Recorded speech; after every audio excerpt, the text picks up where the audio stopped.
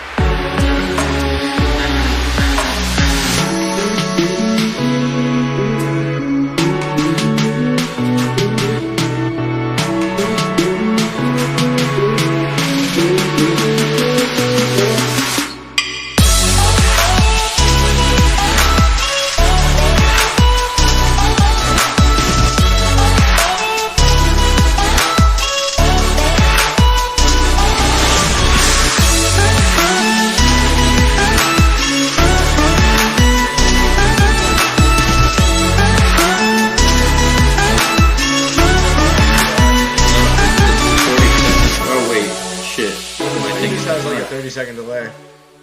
It says 32 seconds. So we're visually live right now. So they can see your torso, Sadu. What's up, guys? Hey, welcome to the 1% Engineer Show, where we go live every Thursday at 8 p.m. Eastern and release videos for your engineering success. The big three things that we help you figure out is how to figure out your ideal engineering major, how to survive school with success tips, networking abilities, and finally how to actually get those opportunities like jobs and internships and research opportunities so you can go to grad school and things like that. So we usually have a bunch of questions queued up. What's up, Grant Waldy? Let's do some shout outs. Let us know, for the people watching, 17 of you, it looks like, where are you guys from? What type of engineer do you want to be? And then, of course, if you have any questions right now, if you have anything you're trying to figure out, go ahead and drop that in the chat. I want to introduce the three guys on the stream. So first of all, 1% Engineer has a whole board. We've been building a team for the better half of this year, since maybe, I guess, the beginning of COVID, really. So here we have Hamza Wahid. He is a engineer who goes to what up. He goes to UNC Charlotte down there in North Carolina.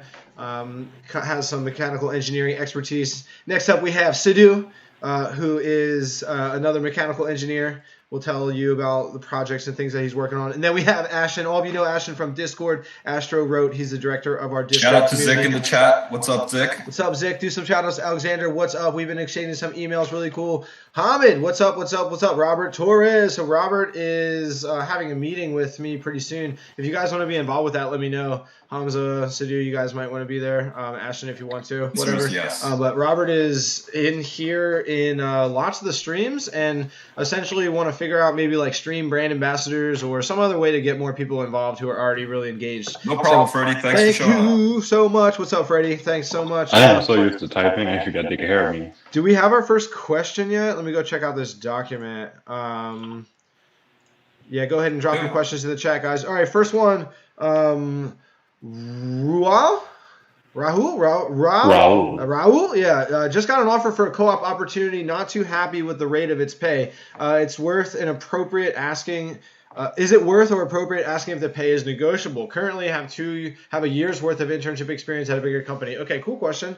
First of all, guys, go ahead and smash that like button so we can get this in as many feeds right now, because it'll pop to the top of news feeds if a whole bunch of people are hitting the like button. Go ahead and chatter in the chat and smash that like button. That'll really help the stream. Okay, so negotiating pay for an internship or a co-op, I mean, see, here's the thing with negotiating. There's really no downside. So there's a little bit of fear and anxiety around the fact that, like, oh, what happens? How are they going to perceive me afterwards, particularly if it doesn't go well? The reality is that there's not really any downside or any negative to ever negotiating. I mean, there's going to be lots of opportunities in your life, lots of, I would say, milestone, keystone sort of moments where you can negotiate. Like, for example, when engineers, they finally get their PE, their professional engineering exam, a lot of them move companies because they have a big new bargaining chip, and it's a really nice opportunity to get like $10,000 more extra salary.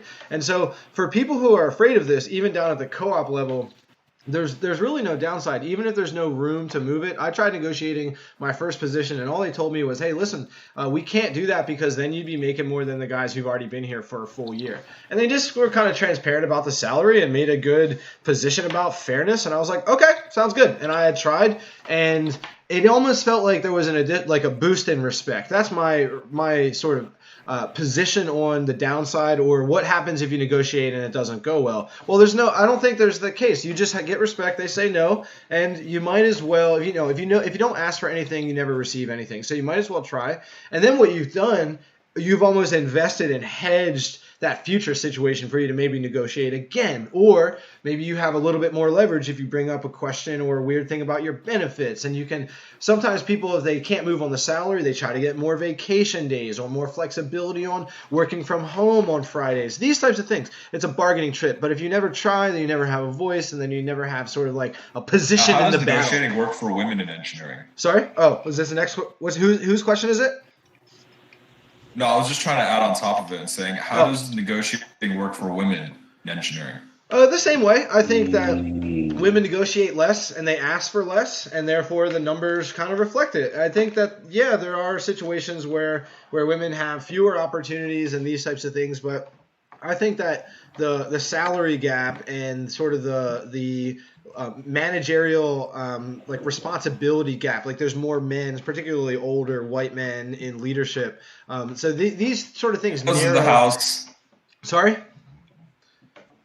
I know Ceballos is in the house. Oh, What's what up? up? Yeah. So anyway, so these things sort of chip away over time when you have more and more people like going for it. So women need to first of all just go for it, ask for more, and almost like I think have a mentor who's an older man and ask like, hey, well, how much would you ask for? And sort of kind of gauge like what your instincts are. This is what any engineer should do: is find somebody older who is more experienced. Most of these are older guys. And say, hey, how much is asking for too much? And sort of just go for it. I think that's what women should do.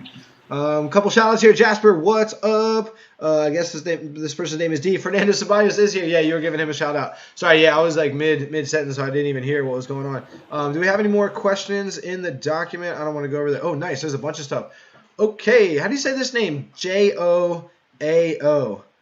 I'd rather pronounce the last name. How to deal with subjects in which we are not interested in or motivated to study. I mean, those ones we need to pass, but which we don't find useful for their intended future career. That's a really good question. So this is kind of just the nature of the game, man. Like, this is what it is. I mean, over time, you have to take tests. You have to get certifications. You have to get degrees. I mean, no matter what course in life you take, even if you want to be a pure entrepreneur, you have to build something that passes all the credentials of investors and team stakeholders and partners. And so there's always things that you have to do to sort of prove that you have what it takes, either the work ethic or the intelligence or the education background, something to just prove it and move to the next step. And these things usually really suck. Like submitting grants, huge applications for grants to get tons and tons of money. That's what our startup has been doing. Or even business plans for like gatekeeping your way into things. It's incredible how you have to sit down and just kind of like study for something, do the work, crank out whatever you need to do to get through this class or the next class. Because most of engineering university was like that for me. How do you guys feel about this? So like all of you, the three of you have had to take classes already in university. I mean, we've got 3 university engineering students here who are in the thick of it, who have to sit for classes and do work for subjects that you don't like, that are really hard and frustrating, and you may not use for your entire career. You already know. So what do you guys think about this? I'll let Hamza go first. Don't let everybody speak at once. Is Hamza frozen?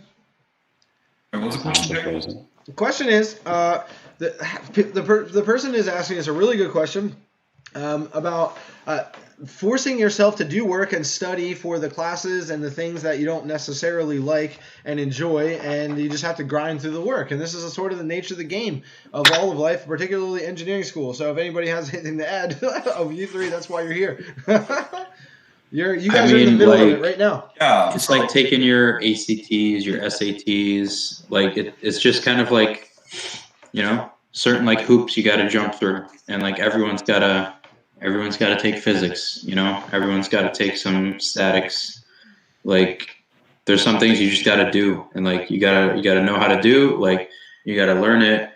Some things obviously like physics is gonna be like foundational kind of subject for engineering, but like there might be some more specialized classes that like you have to take for your major. You're not interested in that, right? Yeah. But yeah, like, sure. So what? Like it's gonna be like a testament to like your own willpower, like, and like how well, like, because like a lot of times like at a job, like I mean Jake probably can speak to this, like you're gonna have to do shit that like you're gonna have to do stuff that you don't know how to do, and like you gotta like it's gonna like build your your resilience. Yeah, that's a good word for that.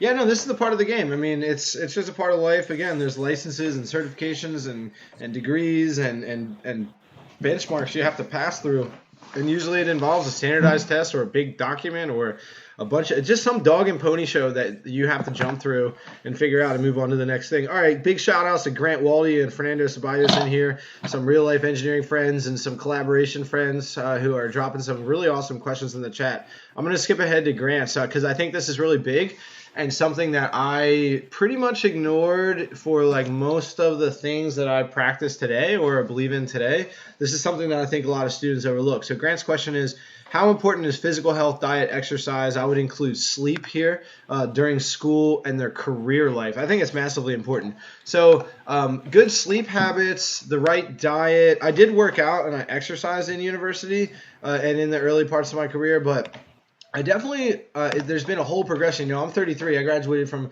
engineering university in 2009. And so it's been a long time of like pretending to be an adult, whatever you call this adulting millennial thing. But I definitely find that, like, you know, I find that year after year, like what I know about eating, particularly in like eating and what it really means to eat healthy, right? Like, I think it is a really complicated thing, you know, in terms of actually what is in the food that you eat. In terms of like keeping your weight down, that's really simple. You know, you just don't overeat and you go out and exercise. You have to burn the amount of calories that you're consuming every day. That one's not complicated. But if you're eating stuff right from the grocery store, like, again, you know, there is a big difference I find from like eating organic. I've experimented with that, months and months of doing that, or eating like as much local stuff as possible. I think there is a big difference of like trying to eliminate processed, and some people experiment with dropping dairy for like 90 days, dropping red meat for 90 days, even the whole 30 diet where you do no sugar, no processed, like no alcohol, no caffeine for an entire 30 days, and see how you feel. You know, people tell stories of feeling fucking great. See, there you go, demonetized. We've been experimenting with, or we've been experiencing interesting things on the streams because I'm loose with the handle, so we're trying to not do that. Maybe we can cut that out. Oh, we got a super chat. Wow, that's awesome. That might be the first one of all time. So you can actually super chat a streamer once they have certain monetization. Again, the channels have to hit benchmarks. I have to like apply for different features here and there. There you go, another dog and pony show. Wow, thanks so much. Gerald, if you want to ask another question, thank you so much for the super chat. Really appreciate that. Where are you from? I see it's in euro, 99. I guess it's like 99 cents a euro.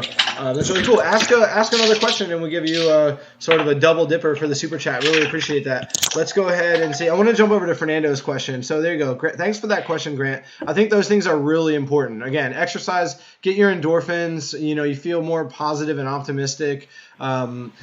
And especially sleep. Sleep is really big. All-nighters don't work. You have to let your brain rest and your neural connections sort of fuse over time. Any of you guys have anything to add to this? Sort of, I know you guys all go to the gym and are healthy outside of the classroom as well. Any additional thoughts here? Yeah, focus on general health first, meaning everybody thinks about, like, you know, exercising, whatnot, but you can't exercise your way out of a bad diet. More importantly, if you're not getting 6 to 8 hours of rest, everybody's different. Like, I need about 7 and I'm pretty good. But if you don't have your sleep down first, you're screwed. Yeah. Everything else is just going to fall by the wayside. I think that's pretty much true. Is anybody watching the stream at all given times to make sure everything looks good? Of you guys? Yeah. Can somebody everything looks good on my end. Cool. Okay, thanks. So, Miss Magical Ponies, great question here. What jobs? Keep going with your questions in the chat. Go ahead and smash the like button. Guys, this is the 1% Engineer live show. We've done this 9 times here in 2020. Drop your engineering career questions or your engineering student questions in the chat. People, they hang out for about 4 or 5 minutes, usually get about 1 question in, and then they dip. So there's constantly more people cycling through. Okay, so Miss Magical Ponies, what jobs can you work for with just an associate's degree in general engineering? She says, assuming it's a woman for some reason, Miss Magical Ponies. There you go, gender assumed. I would love to get my bachelor's degree in civil engineering, but need to wait a few years. Okay, so what you need to look at, really good question. What you need to look at is technician degree. So a civil engineering or mechanical engineering or some sort of engineering technician, where you're typically going to be a drafter. And so you would be supporting an engineering team with some sort of technical, generally a software skill or a data analytics skill or something like this, where you don't actually need to be a full I hate to interrupt, but I'm looking at the stream right now and I don't see any of us. I think it's all like black screens. Yeah, I probably just need to refresh this. Ooh. Probably just need to refresh all that. I think it's fine now. It's working. All right, I can see you now. Yeah, cool. Thanks for that. Cool. Yeah, so yeah, that would be. I don't even remember what question we were on. Is that quick to? Oh, just talking about getting technician jobs. D says, what made you guys choose your type of engineering? Would you say any engineering career, civil, chemical, has more flexibility than others? Yeah, this is definitely a question you want to get right. So there's especially because you included civil, that is not one that is just sort of like assumed to have the same type of career as the other one. So we always say here, I think I've never heard anyone else start saying this except for 1% engineering. Fernando said surveying is needed. Is that true? Sorry? Fernando says for surveying is needed. Surveying is needed for civil engineering. It's really important for a civil engineering type career. That's a good skill. So what we're talking about right now is how do you choose your type of engineering. So the big three are civil, mechanical, and electrical. And the reason why those are the big three is they each employ about 1/3 so just over 300,000 engineers, full-time engineers in the United States. And so we sort of use that as a benchmark for the big three because none of the other ones pass that milestone. The fourth one would be industrial engineering with about 285, maybe just getting close. That data is from 2 years ago, but the Bureau of Labor Statistics has 285,000 industrial engineers. And then after that, you kind of sneak software in there. But those are the ones that are safe. Those are the ones where there's the most jobs. That's why they're sort of the big three, is that you can get a lot of jobs with those. Chemical, because you included that, is not even close to that because there's only about 1/10 of 33,000 engineers employed. Or like biomedical, only 19,000 engineers employed in America. So these are considerably more niche. And then there's this saturation ratio concept I came up with. So 11,000 civil engineering degrees were passed out last year, right? But then there's only 33,000 jobs. Like, there's a lot of unemployed chemical engineers who struggle to get a job. I mean, we had one on our team. This is what Val talked about. This is why Val was doing that. He was considering that coding boot camp to like galvanize his chemical engineering degree because it wasn't powerful enough to get him in the doors that he was trying to do with the chemical engineering degree alone. So that's sort of our starter kit blueprint. And then how you know which ones you like, it's more about civil being buildings and bridges and this type of design work and actually like putting things together. Mechanical engineering is more of the components, and if you like to take things apart and see how they work on an intricate mechanized level, that's mechanical engineering. And then sort of the electrical side is, do you like the coding and the controls and sort of the sensory side? If you like robotics, these types of things, electrical engineering is something to be considered for sure. Anybody got anything to add to that? We got an electrical engineer and 2 mechanical engineers right here, and a civil. I guess I'm civil. We can complete the circle. Yeah, I mean, it depends on like what products you want to go into. But yeah, mechanical, electrical, computer engineering, and computer science. Those are all potential routes to go into robotics. Yeah. How do you know which one to choose? How did you know that mechanical was the one for you? I mean, honestly, for me, it was just like I was going to do BME, but then I had to finish my degree because I didn't get into NC State or UNC Chapel Hill. So it's like, well, UNC Charlotte has a biomedical concentration for mechanical. I don't have another option. Let me just do this. Cool. And to be honest with you, I'm glad I picked that because it's a more general degree. Yeah. So I can work biomedical and energy. I can work in all these places, but with biomedical, I'm really pigeonholing myself. Yeah, that's exactly right. Yeah. Ashton, Sadhu, you got anything? Yeah, I'd say like, I started out doing chemical, and obviously it's been like 3 years since that happened. Like I would gladly like do chemical again right now, but a lot of stuff happened and I got back into engineering. I just like figured like mechanical would be like good, solid like foundation. Just like mechanical engineers are used like in numerous places and various applications. And I'm still interested in like chemical engineering and like material science engineering like specifically. So I know that like with like grad school, like masters, I can like go in a more specialized direction. After I do this. Yeah. I really like the general to start and then figure out more along the way of what you like. Get some internship experience, do a co-op, research, volunteer, that sort of thing, and then figure out the deeper niche later on. Okay, so great question. So go ahead and smash that like button, guys.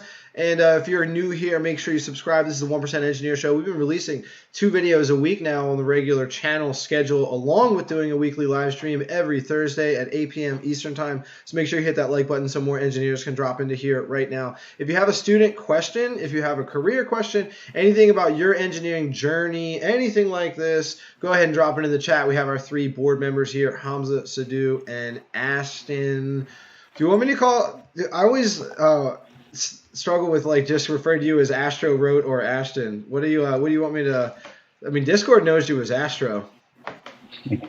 It's okay. You can assume my gender. Astro's the one. Jasper's question is, hi, do you think it's a good choice to do industrial automation engineering as a master's degree? I'm currently studying mechanical engineering in the Netherlands. So Jasper, how far along are you? Are you a freshman still looking way too far downstream? Or are you a late sophomore, junior-ish, trying to figure out if you actually like industrial automation? That's a pretty specific avenue within engineering. So I would really want to make sure, and really want to just check why you are even asking that question, because any of these things are a good path for your career. I mean, industrial and automation engineering is really big within mechanical, even electrical. There's industrial engineering applications, there's robotics, there's even data side, and there's logistical, transportation type engineering that's involved with that stuff. So yeah, there's of course opportunities for that, but is that what you should get a master's degree in exclusively? That's what's hard to say,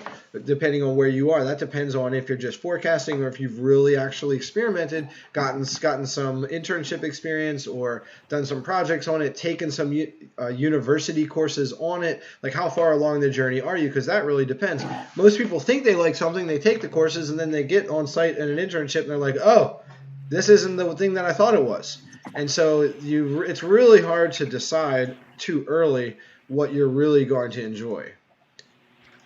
All right.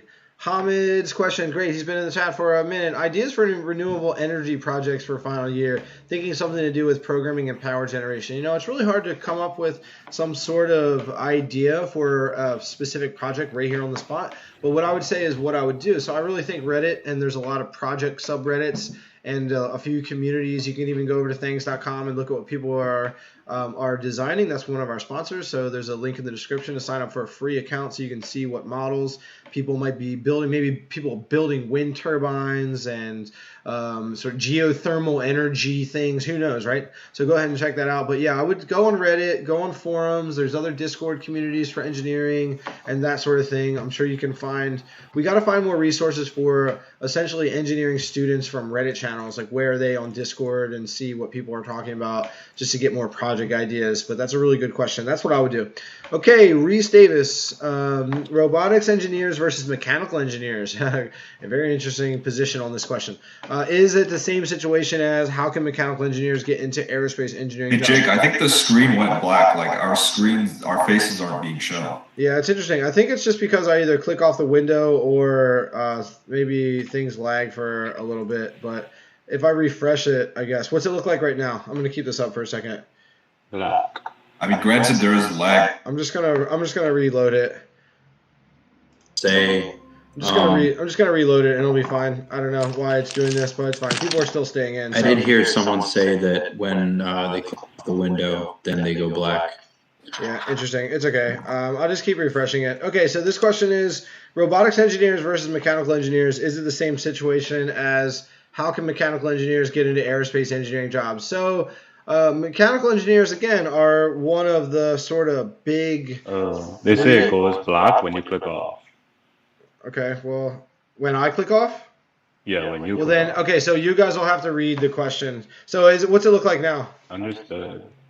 It's fine, quite fine. So it looks fine. Okay, so when I click off, it's when it goes weird. Okay, cool. So I guess you guys can feed the questions and that'll work out great, huh? Yeah, sure. Yes, sir. Okay, perfect. I'm good with that. So essentially robotics engineering is a microcosm deep within either mechanical or even electrical engineering. We just did a video that Hamza scripted a while ago called What is Mechatronics Engineering?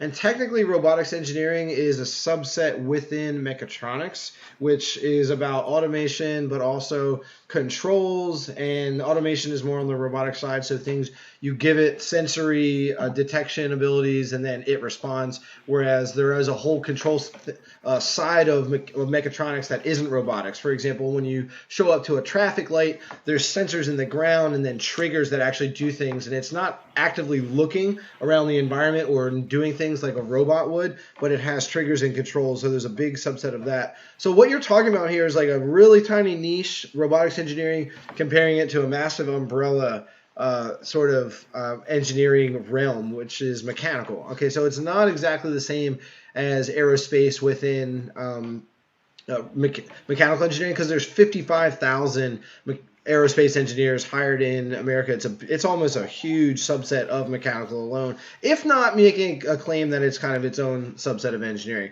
Both of them very powerful. You can get a mechanical engineering degree and go into robotics or aerospace. I think it's more about how you do your internships, how you take your technical electives, if you do research, who you network with, that sort of thing, what you do your projects around. You can sort of choose where you want to get hired based on your choices there. If you guys have a next question, that would be perfect. Or anything to add to that? No. So what was the previous question again? So I was highlighting the ones that we already answered in gray, so you can sort of see where we left off. And then once a question gets asked, so this one is from Ryan Davis. That's one right now? Okay. Oh, you just finished answering that. This one's to do with the taking dual credit trig versus college calculus inside high school. What to take first and what's more important? Dual credit trig versus what's the other one? Calculus? Yay, college calculus. College calculus. I would take the college calculus for sure. First of all, the college one is going to give you college credit, and you're going to be able to transfer that into another college or university quite easier. Plus, calculus is more advanced than a trigonometry level math course anyway. So that's the one far and away academically and in terms of career benefits, actually transferring the potential to transfer credits, I think.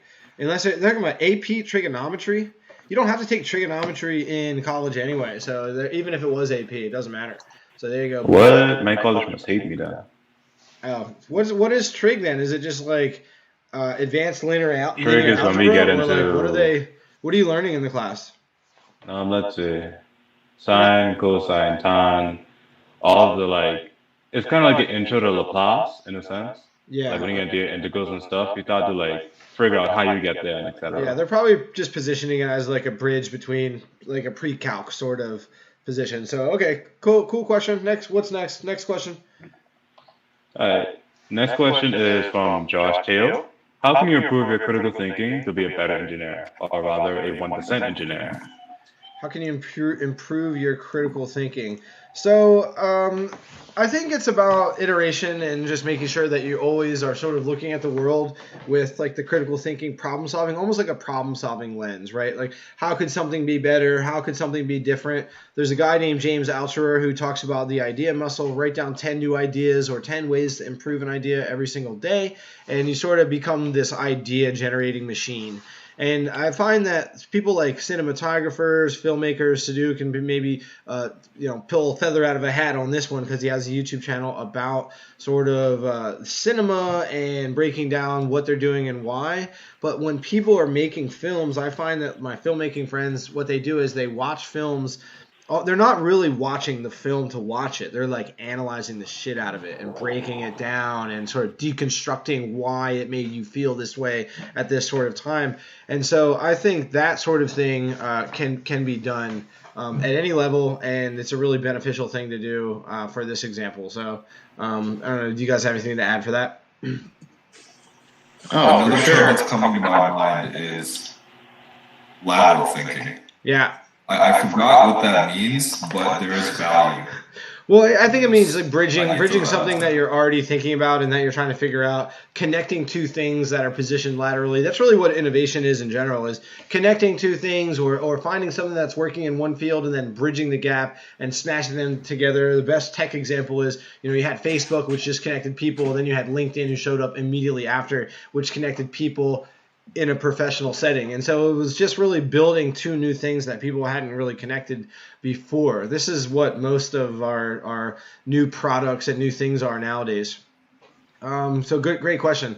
But it's about iteration. It's about repetition. This is like what it is. It's just about like looking at the world with a certain lens and going through the reps with your brain. This is what I think is the most important thing to do. All right, yeah, because like everyone, like we all have our knowledge and like we have like what we know, we like whatever we know, and then like it's like taking that and then applying it, just like going like one step further. Because like I mean, I'll watch movies like there's movies that I've seen like 3 or 4 times through, like shows that I've seen all the way times through, like many times. But then like each time you like go through, you like notice something different, right? You pick up on like a detail that's like way more intricate and like way more like nuanced and detailed than you ever thought of before. Because like the first time through, like you're just trying to take everything in, right? Second time you can focus and like you can really like stop and smell all the roses, proverbially. Yeah, no, that's exactly right. I got like 2 things to this. The first thing is like something my teacher made us do, like one of my high level teachers in our 3rd year. He literally, we had this class, right? And he was like, hey, every year I get the same type of projects. So it wasn't even mad if like the project could have been done. You just wanted to come up with theories or like brainstorm ideas that could have worked. And one guy legit said, I don't understand why we never like reverse engineer a microwave so we can make things colder and also make things hotter. And like everyone's like, yo, mind you, we all know it's kind of like hard to do, right? But it's still like, he made us like think out the box, like stop being like regular, etc. And then the second thing has to do with like when I write, and a lot of my writings are like analogies, metaphors, similes, and sometimes it'd be like things you would never connect, right? But of course, I find a way to connect them. Like you just have to look at things and kind of just find, like you say, a lot of things, just like bridge them together, and just that's how I explain things, analogies, all the time. Yeah, nice, great additions. Love that. I have my second computer up, guys, so I can actually see the Google document now. So good idea. Hamza was reminding me. He was like, "Hey, just bring it up on your phone." I'm like, yeah, that's right. We got the technology for that. So great. Global Perspective says, how do you maintain your mental health when school or work gets overwhelming? Great question. So getting more and more mental health questions nowadays. I'm really glad that students, I think of all ages, are starting to get more and more aware and connected to mental health as a concept as it becomes more destigmatized, which I think is really important. I even struggle with this myself. I find that ever since I quit my corporate engineering job and have moved into this more adventurous part of my life and career where there's, all the decisions are made without necessarily like a framework and plan, and it's a little bit easier to worry about like, oh, what's going to happen next and these types of things. It is something that I personally am still trying to figure out and learn about and have invested in myself. So I think, first of all, like self-awareness and just being connected to how you feel and having like a mental health routine every day. For example, a lot of people, including myself, get a lot of benefits from just meditating and seeing how you feel for 10 minutes a day and like checking in on that type of level. Journaling has really helped me to kind of get things out of your head and then go back and look at like what you're thinking, what you're feeling. Just talking to people. I think if you can't have a conversation with somebody about your worries, or if you're feeling sad, depressed, anxious, anything, like just talking with one person in your life is I see a lot of benefit from that personally, because what happens is they reciprocate and you feel like, oh wow, I'm not the only person who feels this way, because oftentimes when things aren't going great, it's easy to look around at this like Instagram fake world and everybody else has like, this perfect life that they're demonstrating when you're feeling not so great, and it really, check out my body. Vroom, vroom. Yeah, it can be really hard. So just finding somebody to have an empathetic connection with you, whether it be a friend or a partner or a family member, even like mentors, I talk to people on the team. We call each other when things aren't going great, and it works out great. Just kind of like chatting with somebody about life is really beneficial. So those are my core tips. Kind of check in with yourself, see how you feel, talk to people, and continue to study. I'm always Go ahead. Yeah, what I was going to add is what you should do is you should focus on taking action through the negative thought. But over time, what you have to do is you have to decrease those negative thoughts. And one of the ways that you can do that is every time that negative thought comes up, because typically what happens is it's like a thought comes up and then you just go down this path of nonsense and you're done. So when the thought comes up, just catch yourself thinking that thought and say, oh, it's that thought. We're not going to do about this. And if it's very powerful and this is a very bad habit, like almost even yell to yourself, like, no, we're not going to do this. And then get back to work. Right. Do that enough times, it'll just become ingrained in you and the thoughts will decrease as well. When are you going to start hosting your motivational speaker, Hamza? Mm-hmm. What? When are you going to start hosting your motivational speakers channel, Hamza? Right away. All right. He's going to do it right now. Hamza, you'll get there. Good job carrying the joke. Motivate me. Okay, guys, go ahead and drop your engineering questions into the chat. This is the 1% Engineer Show Live, where we answer whatever your engineering student, engineering career, engineering major choice type questions are. So drop them in the chat. We got,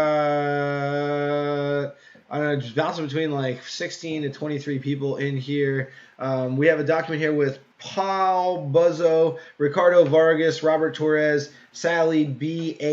or something. Your questions are coming right now. So, Paul Buzzo, what is it like getting your first job in engineering? How do you do it without experience? So, going into your first job in engineering without experience doesn't need to happen, because you can have internships, you can have club experience where you design and may have worked with a team building something or constructing something, doing data analytics on something, designing something. You could have worked with an organization where you traveled with a team and again, worked on projects. EWB, Engineers Without Borders, gives you the opportunity to gain experience without ever having an internship, research position, or a full-time job. I even volunteered to do research, and that up-leveled into actually getting paid to work as an undergraduate research assistant, and I think that did pave my way into grad school. Another way to get some experience without an actual job is I was a grader at a university level, so you could be a tutor. Zach Starr was a math tutor on the side before he kind of took the step from engineering into full-time YouTube, another engineering friend. So this is just other ways that you can get experience before you experience without experience, okay? Which is a hard thing to reverse engineer, but there's ways to figure it out. You can get virtual internships. For example, we have 10 people on this team who are accumulating some level of experience and a talking point at a job interview, and so that looks kind of good before you actually launch your full career, which these guys haven't, but chipping away. Great question. Ricardo Vargas, I'm a recent mechanical engineering graduate. I've had around 12 interviews for the city, and they never got back to me. Any interview tips? So I think that this is, first of all, about more of a follow-up and a job interview blueprint strategy. Okay, so once you do that interview, there's a bunch of things that have to go well. Like you have to close that interview down with a strong handshake and leave with confidence that you have this sort of attitude around you that you're going to get this job and you deserve this job. And then how you leave is important. And then you should thank them immediately. For example, some people even bring a handwritten card and thank them and then drop it in the mailbox on the way out. I think that's the right move. Otherwise, on Monday morning, you can mail a handwritten card. And if at the very least, if you're not doing that, you can do an email follow-up or an email thank you. And then how are you following up, right? Even if they told you, we'll give us, email us in 2 weeks if you hadn't heard anything. You should probably get in touch in like a week and just be the one. Imagine if you have 15 people interviewing for a job and then there's one person calling and emailing and calling and emailing, right? Who's going to get the job, So this is the way to think about it, is the squeaky wheel gets attention and persistence. So if you've done 12 interviews and then you said they never got back to me, like maybe that's what it is there like this is how our startup operates. We interviewed 10 people, had like 4 positions, and one of the people was just emailing and calling. It's like, yeah, you're one of the people. Chill out. Like, don't worry about it. We got you. We that ambition, and that it's not about being annoying. It's that ambition is a good sign. Being hungry for an opportunity is a survival mechanism within humans. That's really attractive. So yeah, good question, Ricardo. Love it. You guys have anything to add to that? You almost have to have, like, speaking of confidence, I guess one tangible exercise you could do is write down 6 to 10 things that are good about you as to why an employer wants to hire you. Right. And you almost have to, like, delude yourself into believing that you are the best candidate in the world, like almost even better than a Bill Gates or Steve Jobs in a weird way. Maybe that's a bit too far, but you guys get my idea. My thing is, okay, so let's say you write hi, right? Just hi. It's just simple and blunt, boring and generic. If you write hi with exclamation mark, it sounds like, chippy, flowy, like, bouncy. If you write hi with like dot, it's like the person that is, nervous, anxious, whatever. So your tone and your body language, they do a lot for when you come to interviews. Like the way you carry yourself, the way you project yourself, it all has to do like with you marketing yourself to the person across the table or the seat or whatever. And that has a lot to do with it. Like just how you carry yourself, what you give off, your vibes, your energy, etc. Yeah, that's 100%. Yeah, this is something that's really big in any sort of networking, job interview, transitional gatekeeper things. Like just how you come across and your energy is really big, and like first impressions really matter. And just like getting somebody excited about a conversation with you to give you an opportunity, like this is really big stuff. So yeah, good addition there. Here we go, Robert Torres. Also, the other thing. Go ahead. Yeah, go ahead. Go ahead. I was going to jump in. The other thing I would like to add. Go ahead. It's this idea of qualification. So typically in an interaction, in any social interaction, there's always somebody with the lower value and somebody with the higher value. Every single interaction, unless people are like energetically on the same wavelength, which is almost next to never.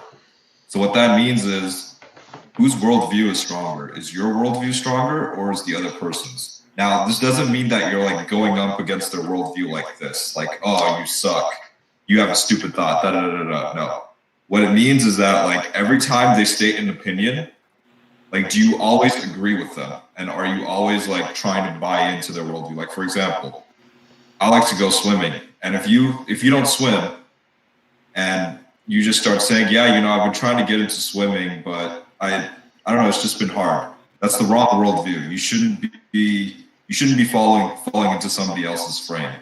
And that's one thing to keep in mind when talking to these employers is, yes, you want to tell them the truth, but don't always be jumping to them like almost like this kind of desperation in a way, like, oh, I would do anything.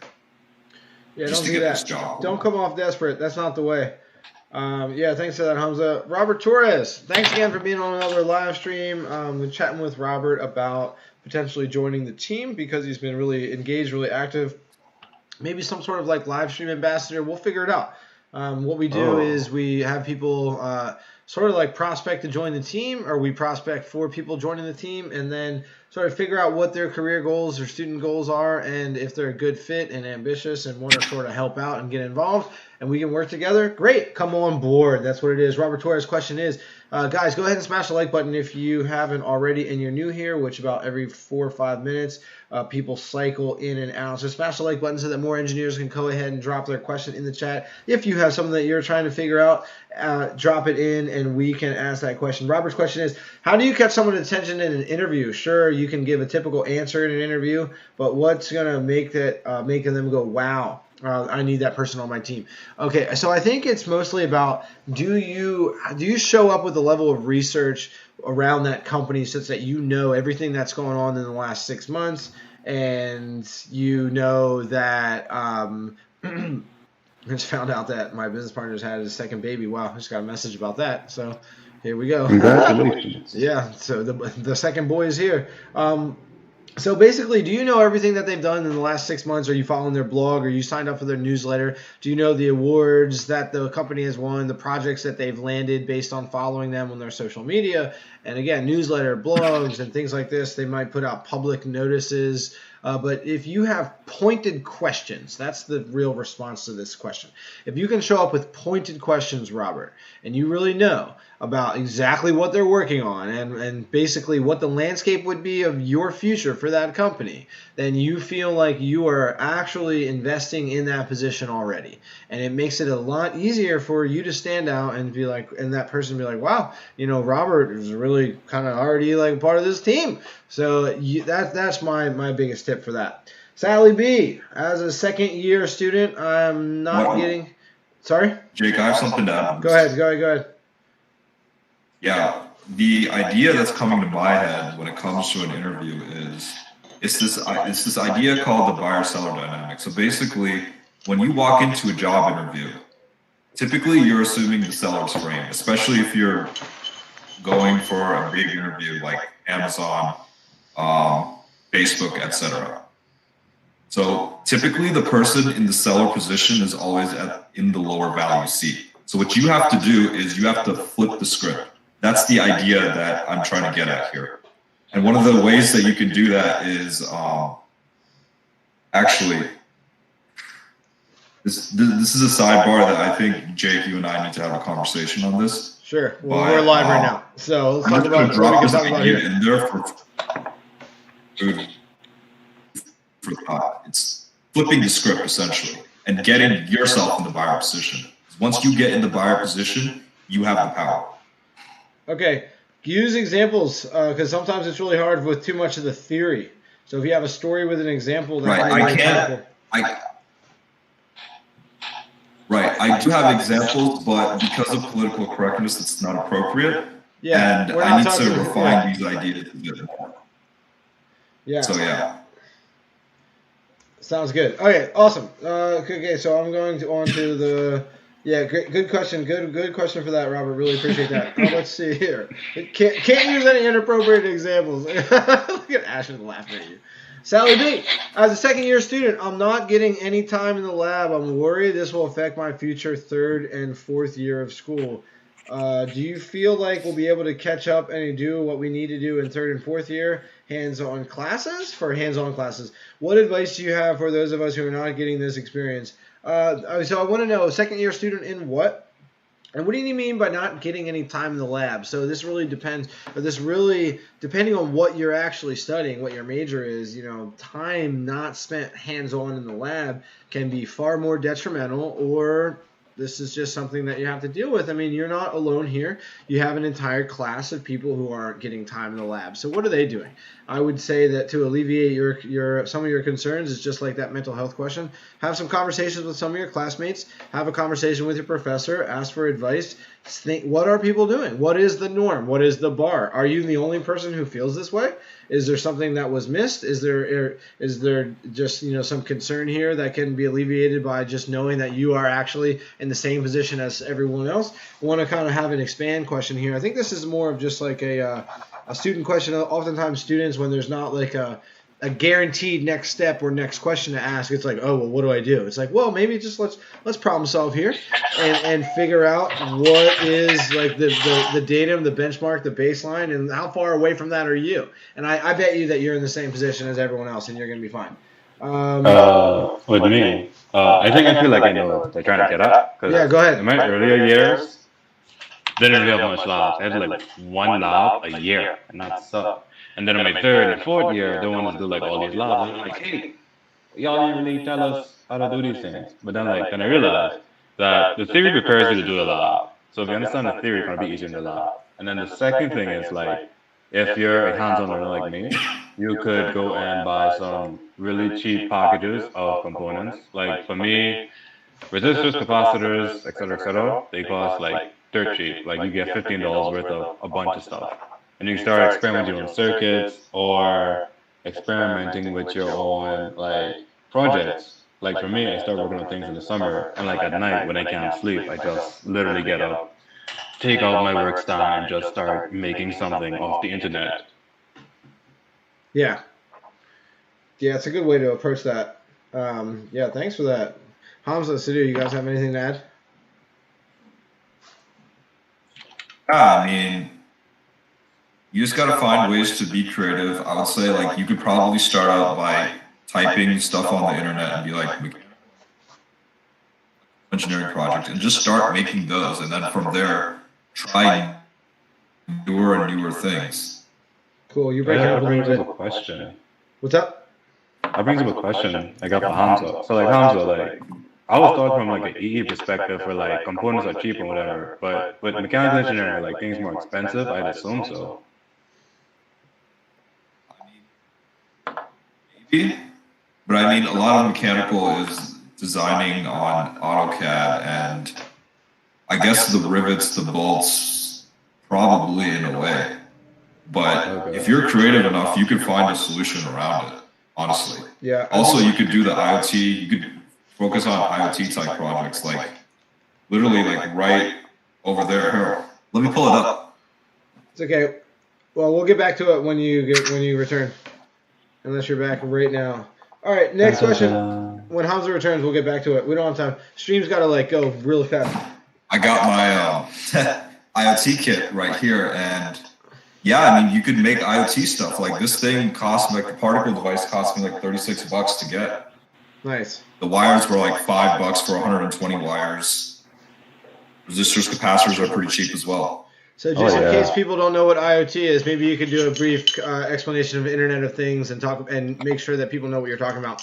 Right. So IoT stands for Internet of Things, and the idea is, especially when it comes down to instrumentation, is connecting devices to the internet. Meaning, I can connect this bottle of power to the internet. This pen, potentially, if done right. But basically, you connect all these devices to the internet so you can track it and you can get the data. And from there, you can run data analysis and whatnot to figure out, like, can we optimize this device? Does this device need to be replaced? Is there like a water leak? There's some water leak sensors and whatnot that you can use. Well, real-time Yeah, data. some pretty important ones that they've come out like in recently, like smart home things like Nest thermostats. I know we have some installed in our house. Also like all the smart like lights and like the heating, it like helps optimize, like at least in our house we have like eco-friendly heating and cooling, so like it on average saves us like X amount of percent, just to optimize, like like with the weather temperature outside and like controlling for inside when we're in the house, when we're not, all that stuff. Yeah. There's all types of examples for these, but any sort of IoT approach is really strong, because it's definitely the future. Everything's going to be connected. There's even a lot of healthcare devices. Like imagine having your all of your vitals. Like the chair can read your heart rate and your blood pressure, and if you have any sort of allergic reaction spikes or any sort of autoimmune episodes happening, like there's sensors that will tell you what's going on and exactly what you need to do, right? Other situations, like in terms of incidents, these devices can help navigate you to make the right decisions about like split-second things, and it's going to be a good situation. Okay, let's go to more questions. Joe Kwan says, how common is it to get an MBA after engineering, and is it a good jump to having a career? So I love this question. So there's really two avenues to go for an engineering career. You have the technical expert, or like a subject matter expert. You may lead a technical team. You might have a couple people under you, but you're not really going into the managerial or the leadership side, okay? So that's the one side is technical. The other side is sort of the project manager, team lead sort of avenue, where you rise up in your career and you become sort of a junior engineer who ends up taking on 2 early hires, and then all of a sudden, as soon as you get your PE or you have about 4 or 5 years of experience, then you'll end up having maybe like 2, 3, 4 other actual full-time engineers under you, and you're going in that managerial route. And for that avenue, your communication, your leadership, and your ability to understand accounting and business development and all of the things that are needed to essentially, survive a master's in business administration, which is what an MBA is. This is sort of the direction of your career where that MBA would really help amplify you to the next steps. You have a lot of like senior vice presidents who an MBA is sort of a feather in the cap that they need to check off before they get some of those promotions. So yes, if you're going to be a leader, if you're a communicator, if you have an outgoing personality, sales type of person, and you know that you don't want to just be a technical thought leader, which both are totally fine. I think about 10% of engineers are the managers and the leaders and should get their MBAs, and about 90%, maybe into the 80%, but no less than 80. No more than 20% of engineers are going to be. You can't have a manager for every 4 engineers, right? So it's got to be 90%. I think it's 90% people are technical, 10% of engineers should get their MBA. Boom, roasted. Yeah. On top of that, like my dad actually got his MBA, and he's like he's a team lead. Yep, there you go. Robert Torres, another great question. How do you approach someone about an opportunity without seeming like just another person wanting something from them? So build a relationship with them. I think that the fast path to this is actually doing informational interviews with people instead of actually just trying to email them about an opportunity. You're trying to build a relationship, learn more about them and their role, learn more about their company, and then they get to know you in return. And it becomes this nice reciprocal scenario where, again, they're sort of courting somebody who might be a good fit for them as an intern or a first-time hire, and you're also doing the same with them, kind of dating and learning more about them if they're the company that you want to invest in for an internship, co-op, research position, full-time hire, whatever it is. Great question, Robert. Really like that one. So got another Siddharth in here. Is it Siddharth or Siddharth? Is it like a hard? Which one? How do you pronounce it? I mean, he's got an H like I do, so Siddharth. Siddharth, yeah. Okay. How long does it take to get used to engineering? Is it worth it? Okay, so what? Okay. Oh, wait. Back to brass tacks. Okay. So basically, you must be young and still in that avenue where you're not sure if engineering is for you, and even if maybe you're not young, but there comes a time where people realize that, like, oh, maybe engineering is for me. I guess you could do that in the middle of your life. That's fine. But essentially the ways to know, there's 2 things to look at. Like, are you good at math and physics and science? Because that is a requirement no matter what direction you take in engineering. And then secondly, where are your interests and where do you spend your time now? And are you passionate about any sort of engineering lane such that you can get excited enough to fight through the degree stuff and sort of the hoops that you have to hop through to become an engineer? Because it's probably the most challenging or definitely the most challenging sort of majors you can focus on for university. So those are kind of the ways to know, Siddharth. I like that question. You guys got anything to add to how to know? How did you know that you could be an engineer? I'm gonna go grab a beer. How did you guys know? How did I know? Who taught you I knew? Yeah, basically, like, here's the question. There you go. Here's the question again. How long does it take to get used to engineering, and is it worth it? So basically, like, you guys must have realized that you should be. I'm not used to it yet. Yeah, see, me neither. Yeah. I think it's all relative. Like, part of it is like building a thick skin and like developing like that resilience to like doing certain things that you don't want to do. And that's like certainly like that's not something that's like only conducive to engineering. It's like a life thing, you know. You got to be able to do stuff when you don't want to do it, and you got to be able to do the stuff you don't want to do. But like, then obviously if there's nothing that you actually want to do, then like you're probably never going to get used to engineering. Like, that's without a fact. But like, hopefully, like, you're in this field. Yeah, go ahead. Right. So like, yeah, there's going to be something that like interests you, something that like really like doesn't ever feel like work. You know, it gives you that excited accountability, and you just keep going. I would say there's a Mark Cuban quote that sums this up pretty well. Follow your efforts, not your passions. Meaning, I could be passionate about basketball. I could be passionate about Major League Baseball. But the truth is, the chance of me actually making it in the NBA or the NLB, it's not likely. Yeah. But there are some some things that you're probably interested in. Like maybe you're interested in coding, maybe you're interested in 3D printing, maybe you're interested in communication. What I would say is perhaps create a list and say, okay, I'm interested in these things. I'm going to try this out. I'm going to find a way to learn how to do this, and then venture down that road. And if you don't like it, that's fine. Just move on to the next thing and the next thing. But typically, but you got to get started in the beginning. And then as you progress down that road, you'll find maybe a better idea or a different thing that you like. Then you just keep going, you know? Yeah. No, I think that's a really good addition there. For me, like when I was 16, and like all my friends knew what they wanted to do with their lives, I had like no clue. And then one day, this is actually my origin story. I watched one anime that had engineering in it, and I found it cool, and I was like, hey, I want to do that. Then I found out it was possible. This is where I learned about mechatronics, mechanical engineering, and all those things, right? And then once I started it, it was like, I was interested in my electrical engineering. And then like once I grew up, eventually like Sid said, it just caught fire. Like some things you do, it's work, but like you don't feel like it's work, but you're still doing work. You're being productive, right? And then sometimes it's still like, oh my God, why do I have to take this class about things I'll probably never learn in my life or use in my life? And you just got to do it because like in the job, in your academic career, things like that are going to happen all the time. That's just life.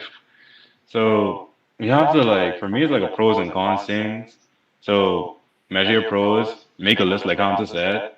Is this really what you want to do? Or is it just like a passion you got? And are you willing to do it, put in the effort, etc.? And then go from there.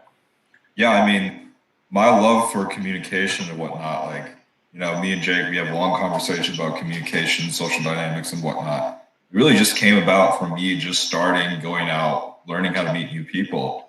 And then from there, once I realized that, oh shit, whoops, my bad. My apologies there. Can't curse. Demonetized. That's fine. You can't demonetize us anymore, bro. We've already been. I already did it. All right, next question. All right, so you got a YouTube page and stuff. let's move this on to the next question. Especially after that moment. Mustafa says, I'm 34 and I'm interested to switch careers into electrical engineering. Is it too late to study? No, I don't think so. I think it mostly depends on your career situation. For example, do you have a life and lifestyle that allows you to either go back to school, whether that is working and then doing nights and weekends, or does it mean taking a break from your career and going full time? Do you have the financial aptitude to actually put yourself back through school? Do you need to do that hustle and get scholarships and grant funding and all that sort of thing? So it mostly is setting yourself for that stuff and making sure that it's worth it enough and you like it enough, because it's not necessarily easy. Like, it gets harder if you're in the middle of your career, middle of your life, but people do it all the time. So another way to do that is go get an engineering technician job and be a drafter and be somebody who's working on an engineering team that can fund you, or at least give you opportunities immediately, or support you a little bit better and be flexible with you as you get a degree that's going to help them, because they're going to hire you full time. I've had plenty of friends who were working in engineering offices with me who were technicians, and then they got their degree at 40 and then they became a full-time engineer. So that's another avenue. Mizal says, go ahead. Let's just do fast though. Go ahead. Yeah. What I'd like to say is, because we're not holding people on the stream. If you think it's too late, then it's too late.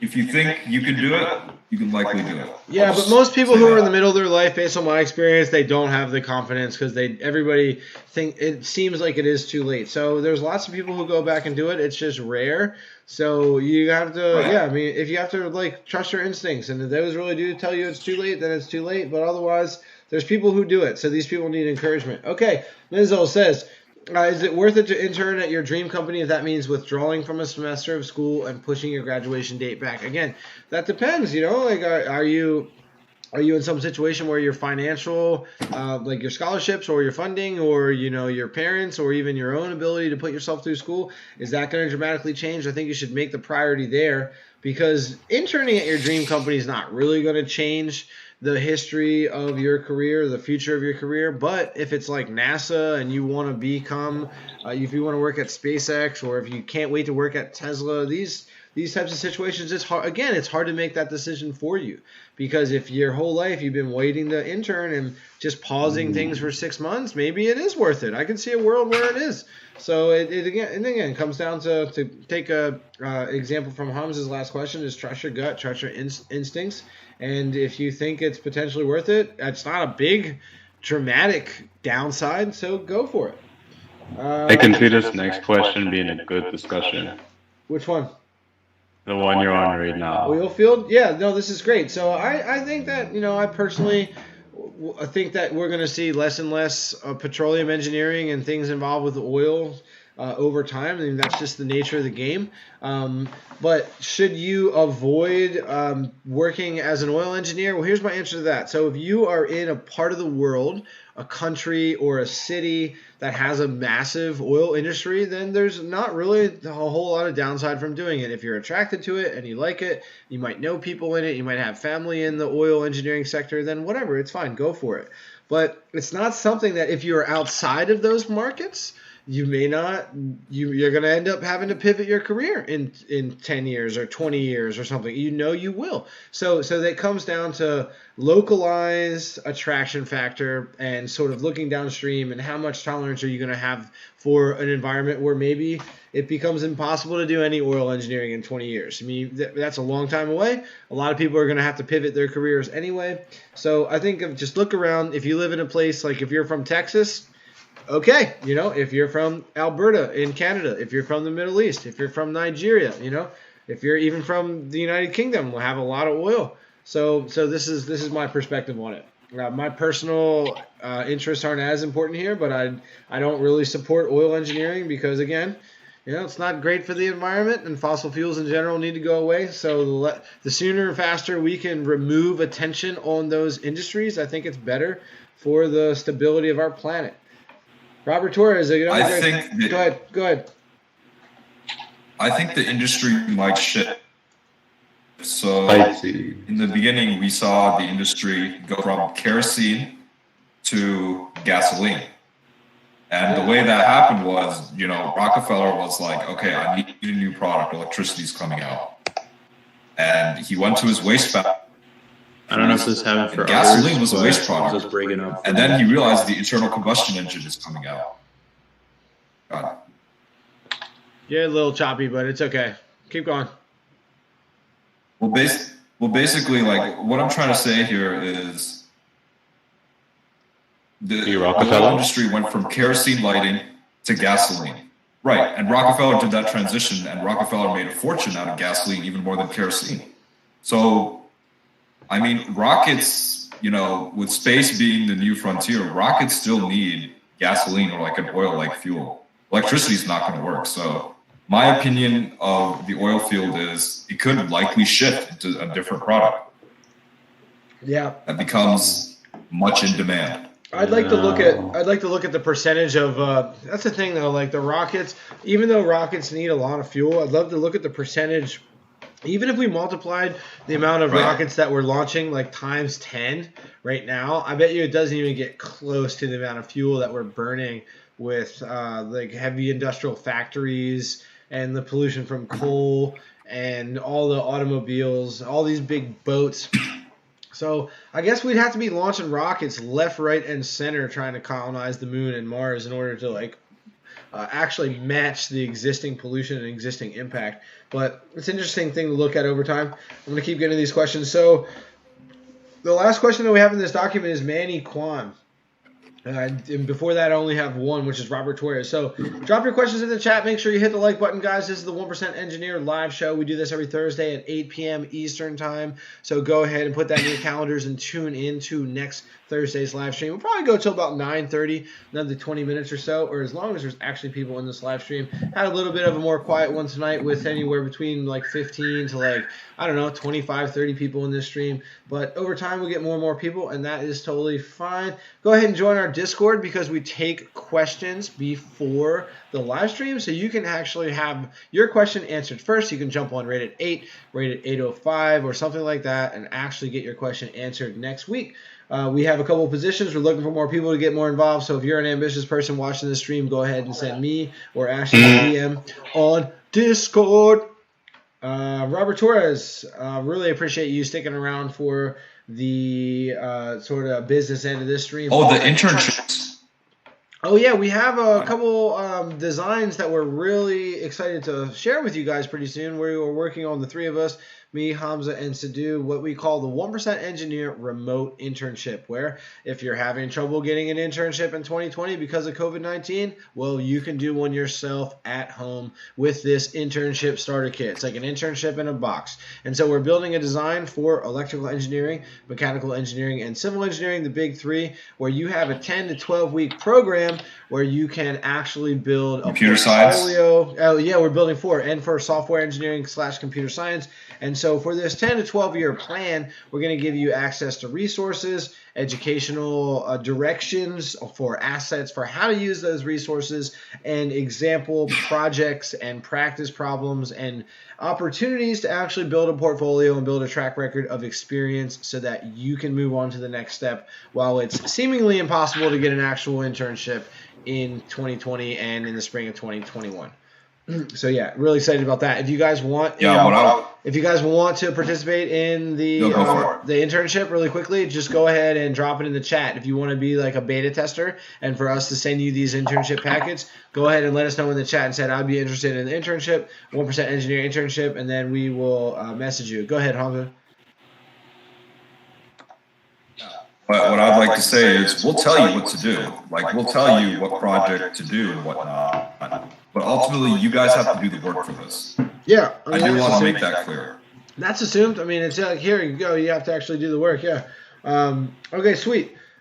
Robert Torres, another good question. What's something you wish you knew before going into the engineering industry after graduation? So the biggest thing that I sort of did as a misstep was I went to grad school. This is why I'm so decisive about this opinion.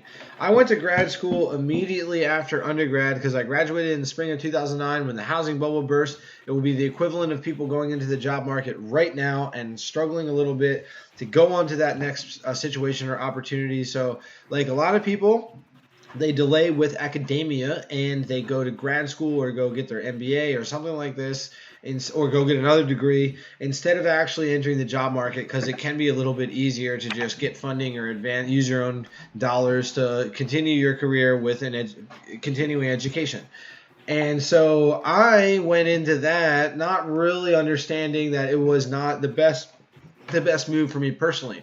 I'm more of a communicator, more of a team lead, manager type of individual. And so waiting to learn that and then going back to get my MBA would have been the best move, to go get my PE, work for 4 years, 5 years, and then go get an MBA at like 28, 29, 30, instead of going right into grad school after undergrad. That's what I wish I knew, that this was not the best immediate move. That's why you hear me react so much to, hey, don't try to choose your grad school, your PhD, or whatever master's situation unless you're like a junior or senior in undergrad, because you don't really know. Even then, you don't know. I mean, I misstepped with this decision as a senior in university. So that's my one thing that I would mention, Robert. Great question.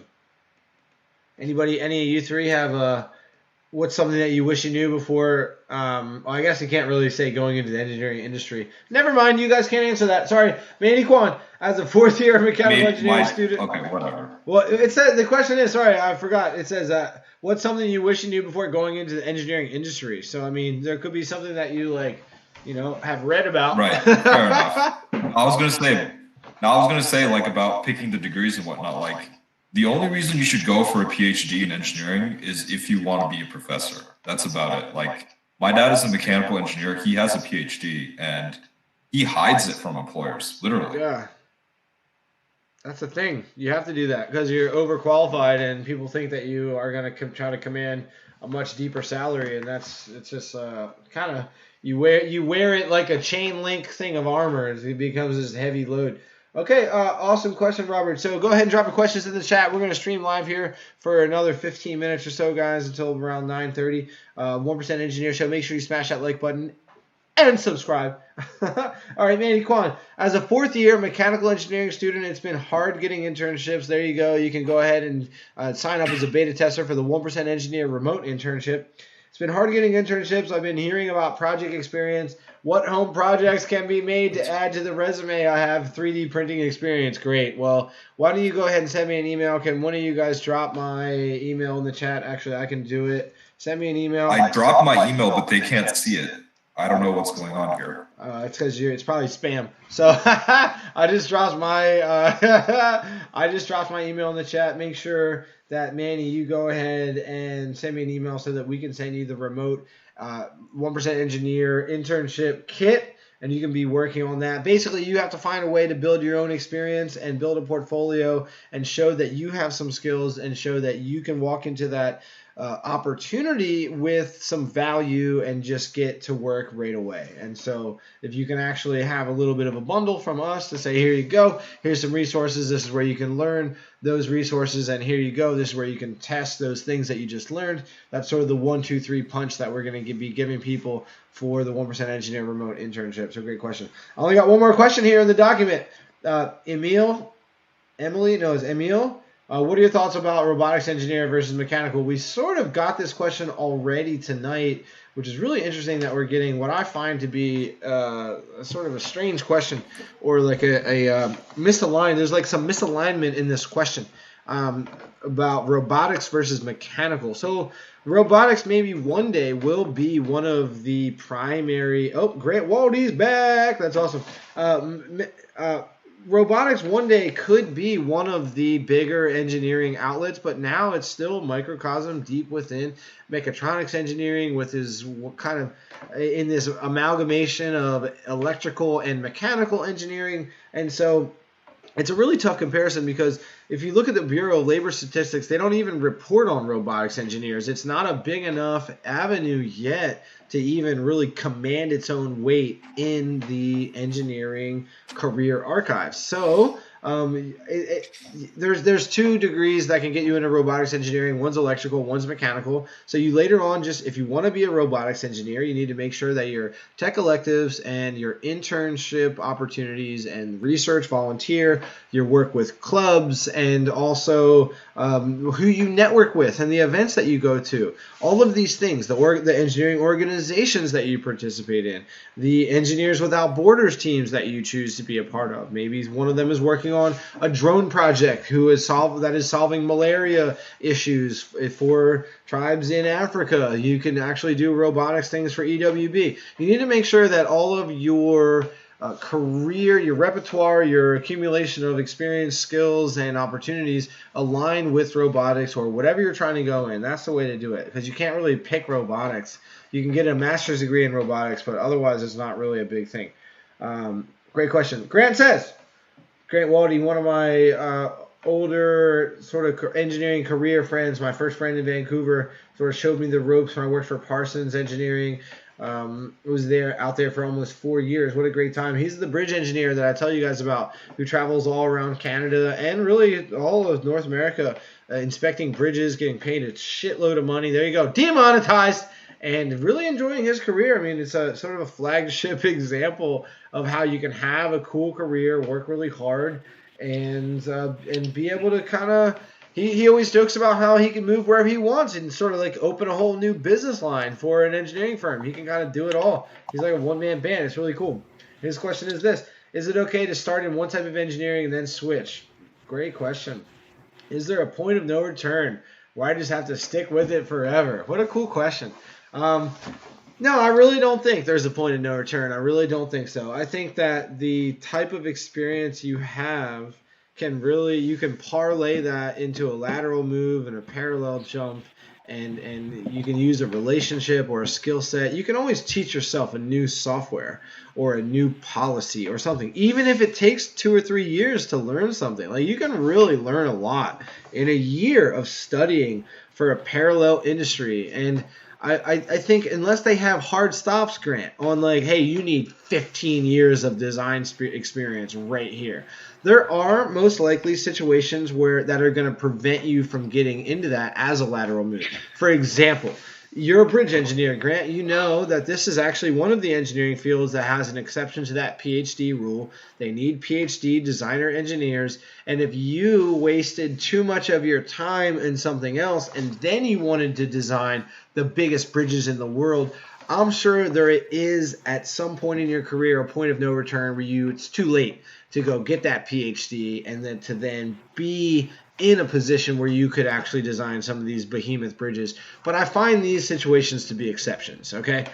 So I think it's never too late to move into another type of engineering. I think a lot of engineers actually do this. That's probably why you're asking it, Grant, is because you look around and you're a really smart guy who knows a lot of powerful people in Western Canada engineering and in bridge engineering. And so if you want to move into something else, you're the type of guy who I think really can. So great question.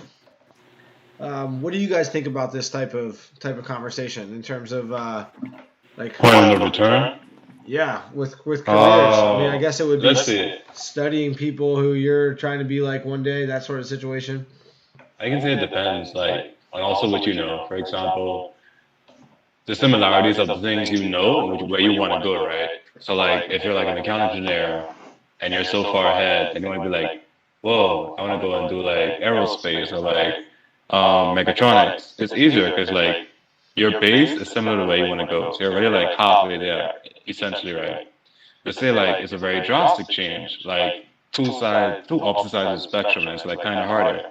So it's very conditional to me. Like depends on what you have, what you can, like where you already are and where you want to go, and the distance between them, you know? Right. Yeah. Yeah, I agree with that. Like, I mean, if you're in your third year or your fourth year of one specific type and you're like, oh, I want to switch, then like, it's probably a very dumb decision. You should have probably thought about that a little bit better. But like, you're going to get your degree and then like, you're going to try getting some experience and then you're going to see, like, do I really want to switch? Or like, I always say like, now it was my second year, right? And I wanted to switch. I actually switched out of engineering completely, right? And like one of my dad's friends asked me, like, hey, Sidhu, how are you like in engineering? Like, are you gonna stick with it? And I basically said, like, it's probably too late to switch right now. And then my dad like sat me down afterwards. It's like, don't ever say that it's like too late to switch, because like you can always switch, right? Yeah. You're like not even 20 years old, like you got time. And I switched, right? And I tried it out. I tried law for like 2 years, and you know what? Like I love debate. I was really good at it, but in terms of paperwork, like law is not for me. Like it just isn't. And now I know that, like for a fact. So now I can go back to engineering, like clear head, like I'm not ever going to think like what could have been, right? Now I'm just like full on, like, at least like this is how I feel now, right? God knows how I'll feel in like 5 years, but like I don't have any of that doubt anymore. Yeah, good. So there was a possible reality where we have like a lawyer sit. That's what it seems like. What's up? You started off in law. Yeah, there was a possible reality where you were a lawyer. Whoa. Yeah. Can you imagine him singing in the courtroom? Getting an email from Manny Kwan right now. I mean, I have the voice for it. Like, I could command a room for sure. Get an email from multiple people about 1% engineer internships, guys. Mahad Nuri and then Manny Kwan is emailing us about, we got 2 people already signed up for the 1% remote internship. It's fucking awesome. This is great. Do you guys have anything else to add about that last question? Otherwise, I got one more question in this document. Yeah, we'll probably start rounding down. Go ahead. Right. I mean, this sounds like mental handcuffs in a way. Like, it sounds like a weird kind of limitation. I mean, theoretically, you could just buy a bus ticket or a plane ticket and just move to California and just quit your job in school, like right now, without even telling anybody. Yeah. So, I mean, it's not like anybody's like trying to force you to do something or whatnot. Now, I wouldn't advise that. Don't get me wrong here. Well, we're talking about point of no return. We're talking about point of no return. We're talking about if it's too late. Guys, Hamza secretly advises you all do that. Yeah. Which honestly, just get out of here. Yeah. Which honestly, this question isn't as applicable to the community because 54% of people are between the age of 18 to 24. So guys, go ahead and smash that like button. There's a bunch of people who just jumped in here. Chat got up to like 26 really quickly. So a couple more questions here. I only have one, so go ahead and drop the final questions from the live stream, guys. Siddharth, the last one it says is, or the last one I have here is, I'm most interested in civil engineering and architecture. Which one would you prefer? Well, I clearly preferred civil engineering because that's what I studied. I'm a civil engineer. But here's the major differences. So civil engineering is almost triple the size. Again, there's 300,000. You have about 130,000 architects, so like 40%. There's about 40% the amount of architects as there are civil engineers. And so there is a little bit more competition within architecture because there's just more people who can actually be in that sort of lane, and there's fewer jobs. You don't need an architect to be on a project, but you really do need the engineering. Architecture is more of an optional aspect.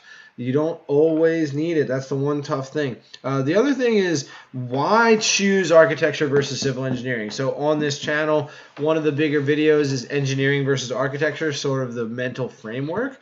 Engineers do things all about sort of reasoning and making sure there's a quantitative explanation for everything that is done, and what the cheapest way to build it and the strongest based on this circumstances.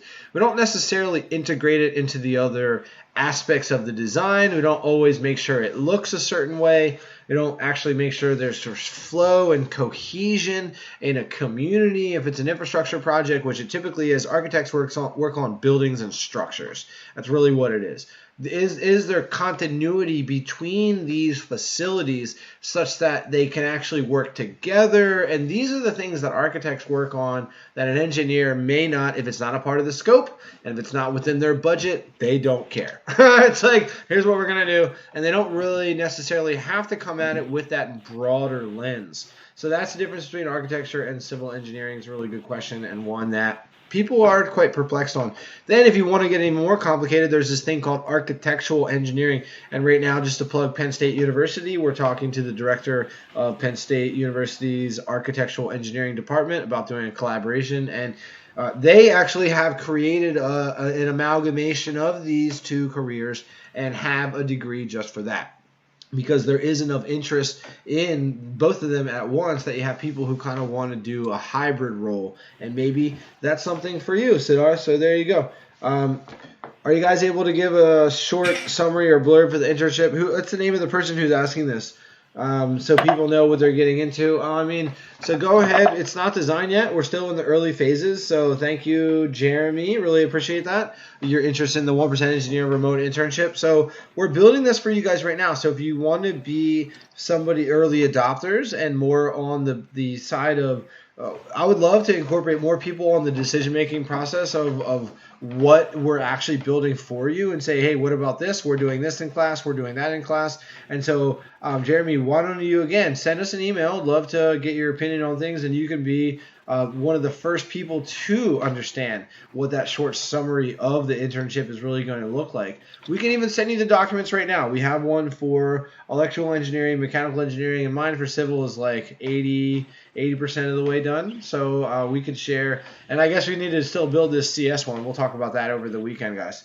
But yeah, really good question. Jeremy, Jake's email is in the chat. My emails should be in the chat.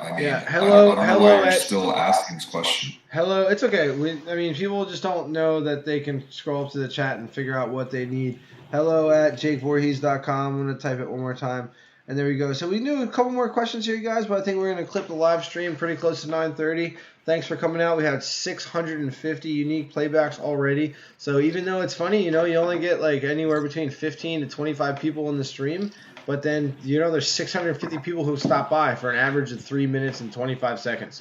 So people are constantly churning. That's why I'm always like, hey, this is the 1% Engineer live show. Look, we got 24 people in here right now. Make sure you hit that like button. Make sure you subscribe because we release videos about twice a week about your engineering success, all about choosing the right major, surviving engineering school, how to get that first internship or job. Internship or job. Drop your questions in the chat because no problem, Siddharth. Really appreciate you. Go ahead and drop your questions in the chat and we can do like a lightning round here at the grand finale. If y'all need some free textbooks, Robert Torres says try getting Library Genius. Okay, sounds good. Let's see. Just looking through the chat here. Does Veer sing? Which one? He has a question. Which question? Which one? Let me read it for you. Does Veer sing? That's fluid mechanics final coming up. Professor isn't the best, so I haven't learned that much. Have any tips to study?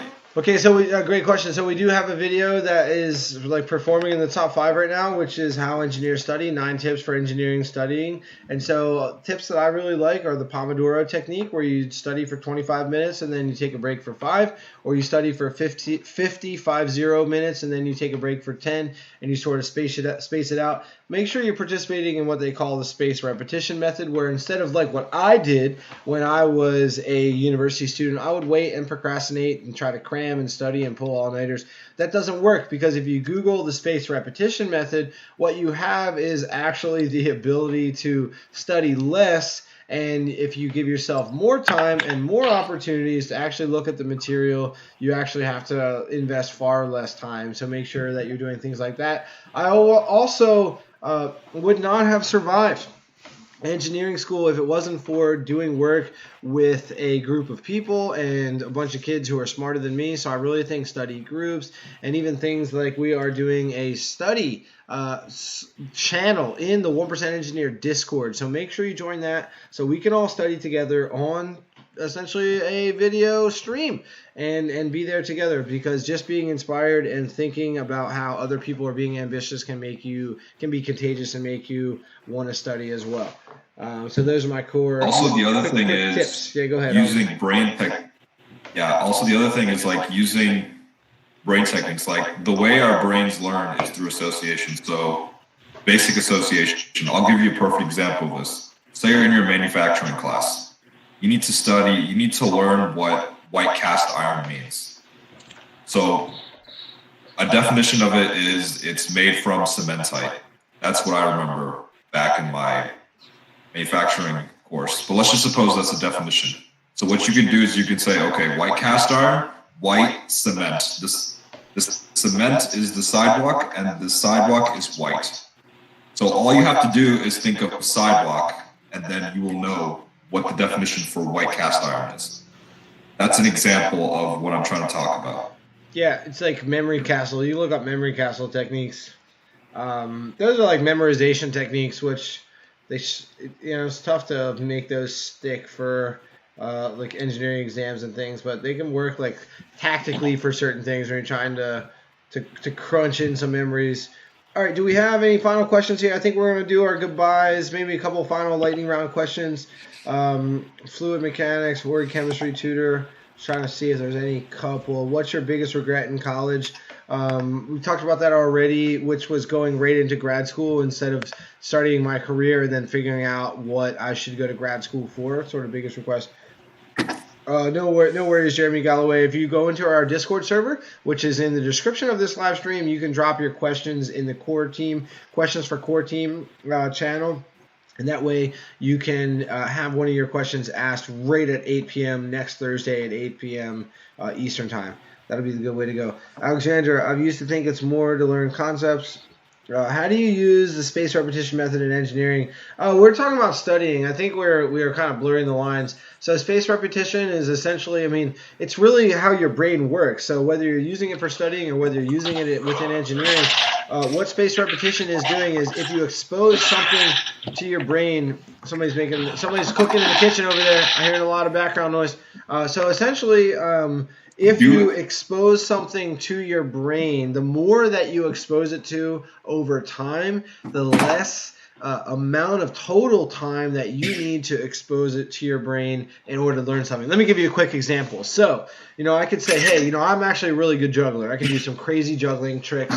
If I were to try to teach you to juggle, I might only need like 3 hours or 2 hours of time. 2 hours of time. Okay, so we could go right now and I could try to teach you to juggle over 2 hours. Or the better way, if I took 8 days in a row, and we did it for 15-minute sessions, little sprints, over 8 days in a row. So exactly 2 hours, 15 minutes times 8. That is an example of just learning something new and exposing yourself to a new engineering technique. So whether you're learning a new software or say you're studying for a PE, it's essentially a way of whenever you're trying to train your brain to learn something new. So again, it could be something professional-wise or studying for a presentation or writing a paper and trying to memorize the flow. Just the more that you give yourself the ability to look at something spaced out over time, you need to invest less time to actually know it and learn it and be What's up, Sean? Great seeing you again. With it. No problem. Yeah. Hey, Sean, what up? Sean's 3 hours behind us, so it's only 6:30 his time, so it's funny. Same as Grant. Grant barely gets off work and then he jumps in the stream, and I love it. All right, grand finale for live stream questions, and I think we're going to clip this. We always say go until a certain time, and then it goes over. Thanks again for checking out the 1% Engineer Show live stream. This is the 9th time we've done this in 2020. Make sure you subscribe. Make sure you hit that that like button so that more people can see this live stream later. Join the Discord server. We have 850 engineers where we talk about all types of engineering problems and answer career questions and just generally chat about engineering. Check out the thanks.com free account that you can sign up for and the Instagram page in the descriptions below. We release videos 2 or 3 times a week. I'm not sure if there's going to be one tomorrow, but we release one on Monday and Thursday. And, of course, we're going to be live streaming at 8 o'clock p.m. Eastern Time every single week for the rest of the year. I think we're even going to do a Thursday Thanksgiving live stream. Maybe it'll just be me next Thursday, but I'm in for that. So thanks again, guys, for checking out the 1% Engineer Show live stream. Again, hey, can I say one thing? Like button. Sorry? Go ahead, Sadhu. All right. So I put this in the live chat on YouTube, but I just want to plug this one last time. We were talking about like mental health and meditation and things like that. So this is a great app called Headspace, and I've been using it for years now. Started my freshman year of college, and it really helped me. There's a free version, but also if you guys are students with your student membership for $10 per entire year, which I think is an absolute steal. You get tons of stuff. You get like regular meditations on like anxiety, like loneliness, sadness, like everything you could think of. There's like topics for that. There's guided and unguided meditation versions. And they have stuff for like workouts and for like better sleep health. And they have like lo-fi, like study music, all sorts of stuff. So great bang for your buck, and just like shameless plug, I've been using it for years, and even I haven't like fully like used it to like its 100% potential. So it's a great resource. Free versions also available. Definitely check it out. Another meal. What'd you say? Another shameless. Another meal.